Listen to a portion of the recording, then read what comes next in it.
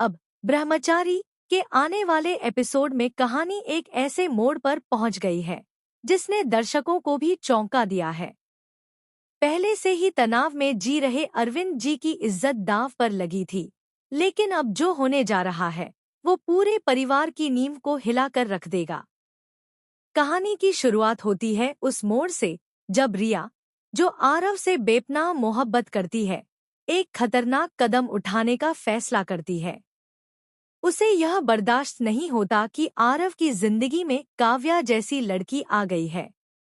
उसके अंदर की जलन उसे ऐसा गेम खेलने को मजबूर कर देती है जिसकी कोई कल्पना भी नहीं कर सकता। रिया ने एक प्लान बनाया, एक चाल जो न सिर्फ आरव को फंसा देगी बल्कि काव्या को उसकी जिंदगी से दूर भी कर देगी। उसने आरव के साथ की कुछ पुरानी तस्वीरों को आधार बनाकर एक फर्जी कहानी गढ़ी। उसने आरव को साफ शब्दों में धमकी दी कि अगर उसने रिया के साथ रिलेशनशिप की बात सबके सामने नहीं मानी तो वह उन तस्वीरों को लीक कर देगी। इस धमकी के बाद आरव पूरी तरह टूट चुका था।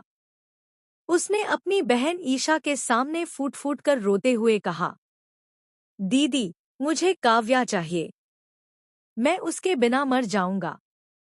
ईशा ने भाई की हालत देखी, उसकी आंखों में सच्चाई देखी और उसे पूरा भरोसा हो गया कि उसका भाई दिल से काव्या से प्यार करता है। लेकिन तभी घर में सबके सामने आरव ने कह दिया, मैं रिया से प्यार करता हूँ। यह सुनते ही काव्या की आंखों से आंसुओं का सैलाब बहने लगा।